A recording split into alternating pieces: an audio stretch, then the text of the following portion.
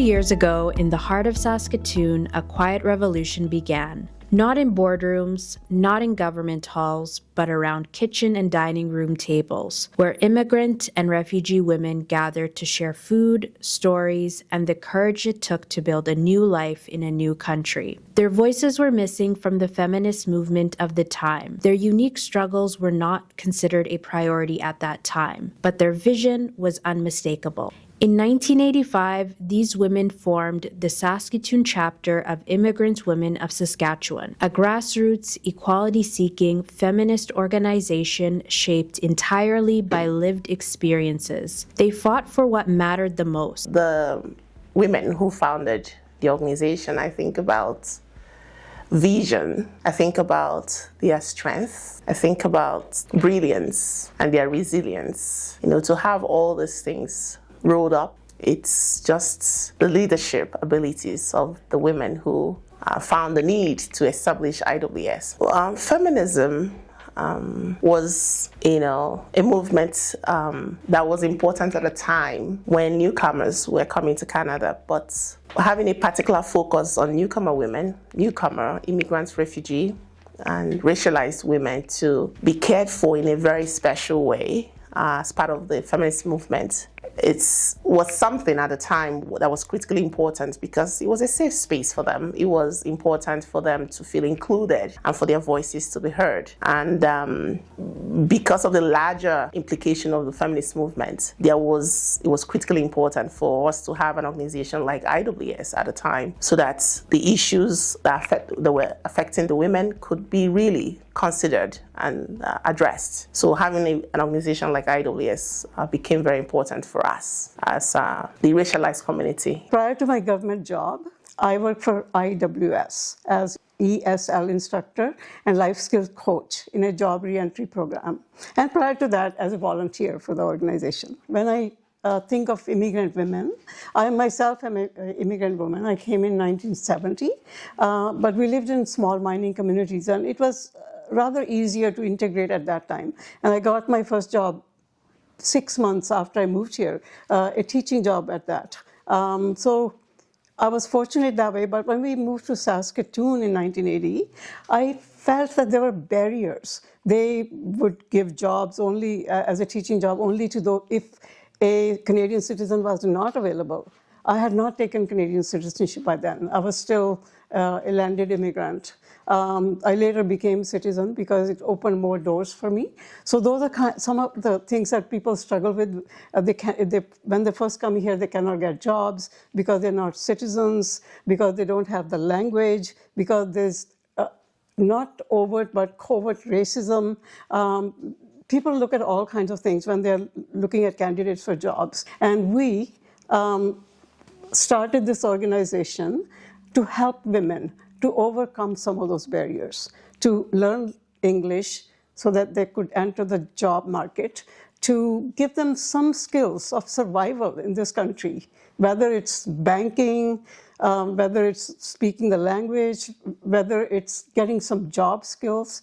We were there to help them. So that was what motivated us to bring down the barriers that women were facing and help them become productive citizens of this new country that they chose to live in.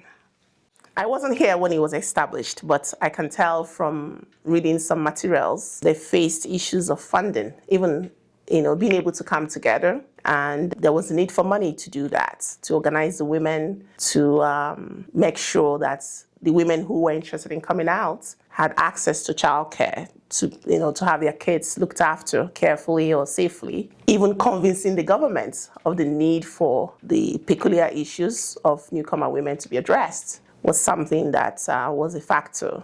Unemployment was huge. A lot of the women came highly educated, but they didn't have the opportunity. So they were either unemployed or underemployed, and their skills were underutilized. So having a place like this was important for them to find solutions, brainstorm together, and even make suggestions, recommendations to the government for funding to support them. The 1990s brought momentum. IWS secured its nonprofit status accessed new funding, and became a powerful voice for racialized and visible minority women in Saskatoon. Workshops, conferences, and community gatherings filled their calendars. Their photo archives from this era tell a story of women who refused to be silent and who built systems of support where none existed before. But the early 2000s tested everything, particularly their commitment and strength. Government priorities shifted, funding dried up, immigration patterns changed. The organization faced a crisis that could have ended its mission. Yet, in the face of uncertainty, the community rose again. Members donated their own money to keep the lights on. Volunteers opened the office each morning. Phones were answered. Doors stayed open. Hope stayed alive. This was resilience in its purest form. In 2005, IWS made a bold decision. A new name, International Women of Saskatoon.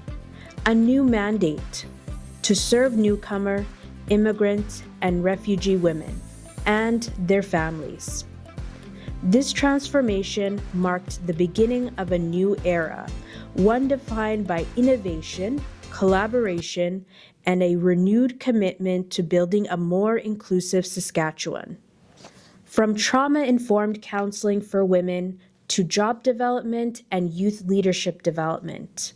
From linked classrooms to the first centralized language assessment and referral center in Saskatchewan. From neighborhood outreach to provincial partnerships, IWS grew into a leader in women's-only programming, settlement needs, and language assessment and community empowerment. By 2014, the team had grown from 5 staff to 30, and the seeds planted around kitchen and dining tables had become a province-wide movement.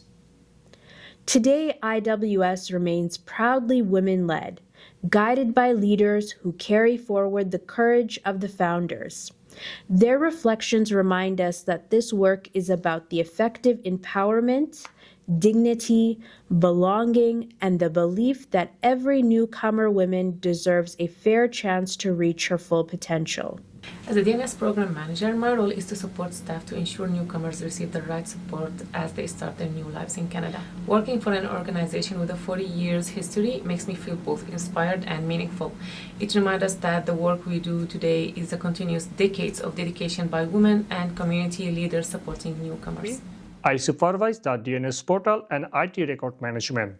I maintain systems and support staff with technology so services run smoothly. Here my technical skills help support newcomers, which make the work meaningful. My team and I help newcomers access programs and services that support their settlement needs. Being community-rooted means building strong relationships, listening to newcomers, creating welcoming spaces where people feel they belong.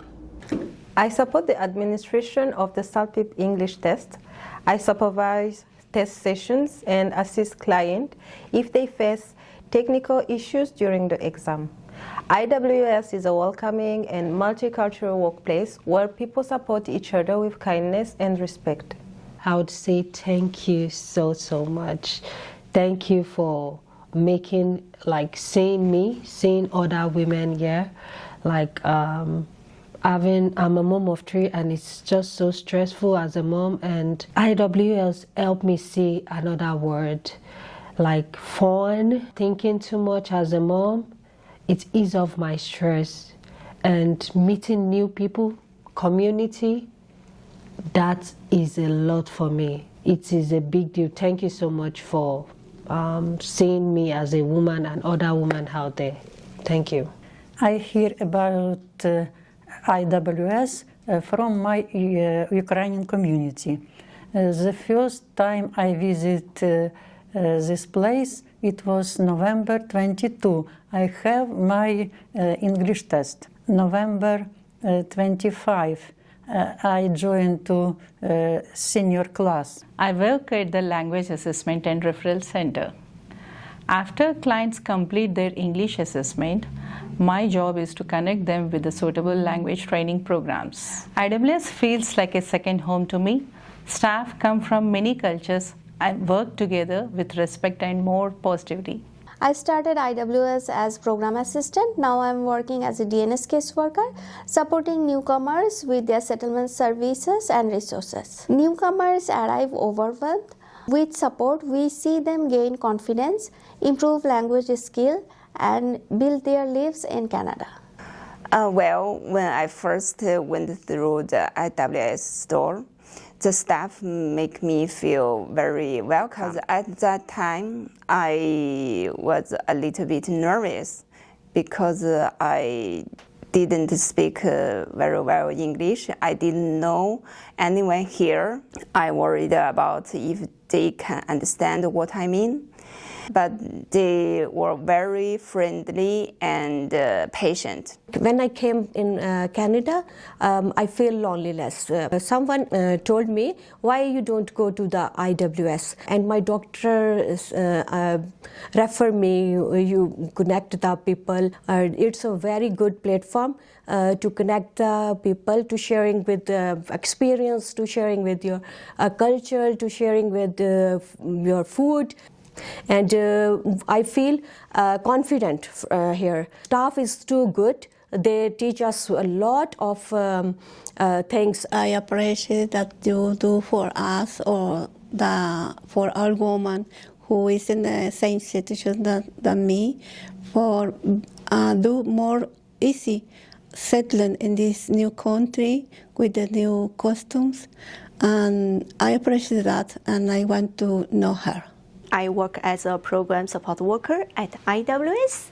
I help newcomers book their English assessment and connect them to their settlement services. Being a woman-led organization creates a supportive environment that helps us be better support newcomers. I work as a DNS settlement counselor, supporting newcomers' families with settlement plans and connections to the services. When newcomers first arrive, they may feel unsure about the new life and about the services available here.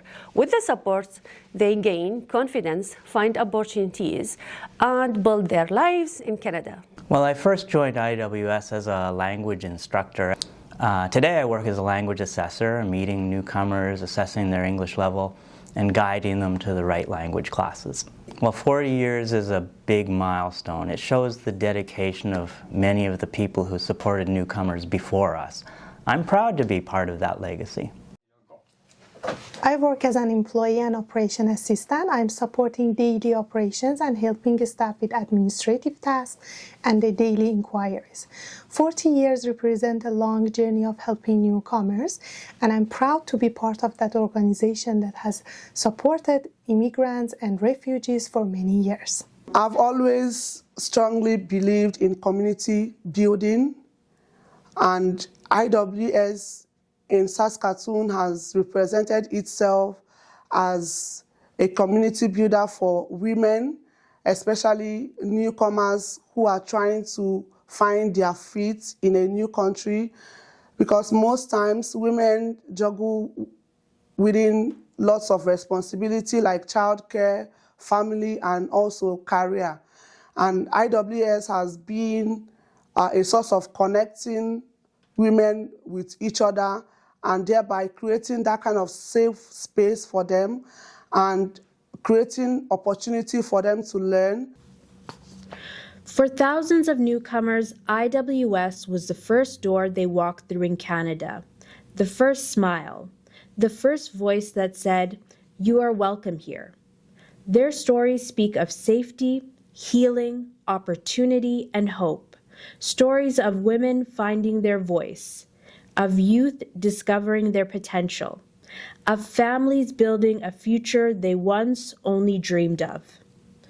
Over the years, IWS has earned the trust of partners, funders, and community organizations across Saskatchewan. Today, IWS operates offices in Saskatoon and Regina, delivering services across all 5 urban centers in Saskatchewan and surrounding communities.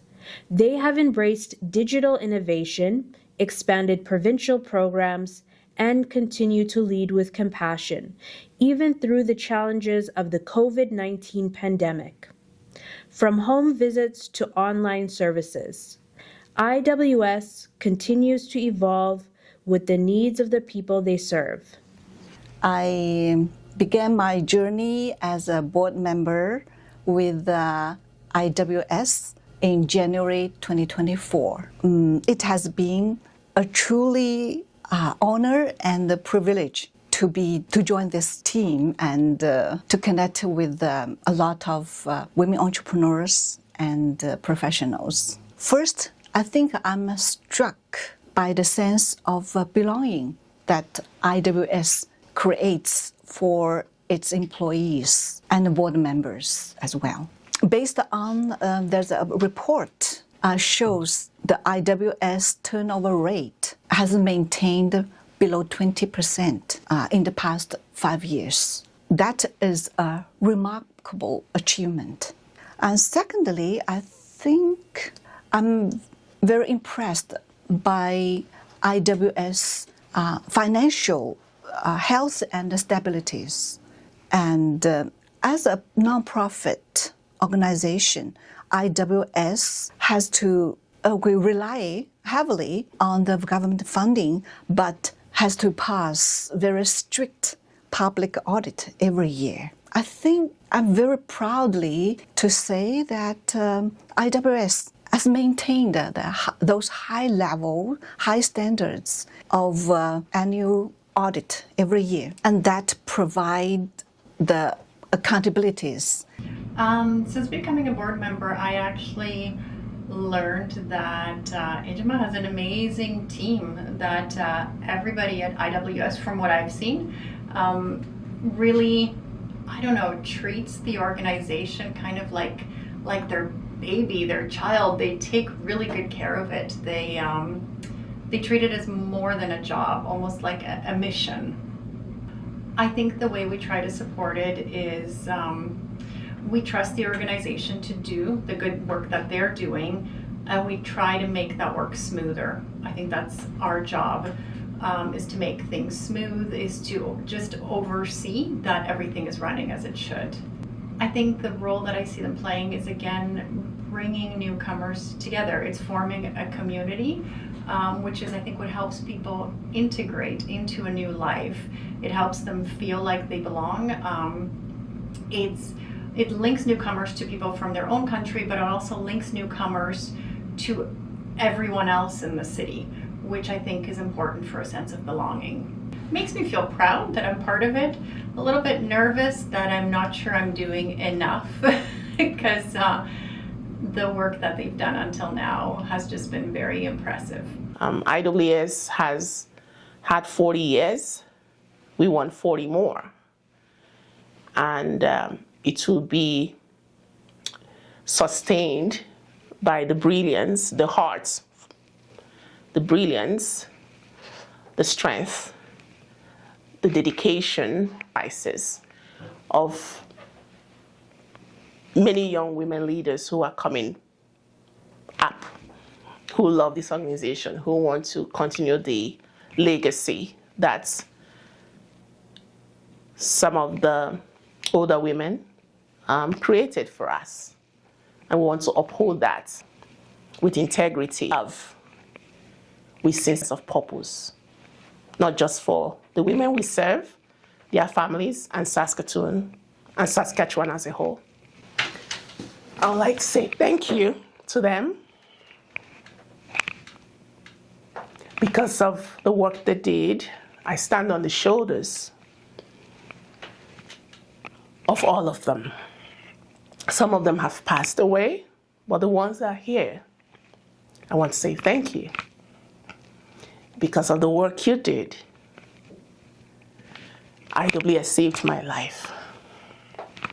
You may not understand, but I'm very grateful for each of you.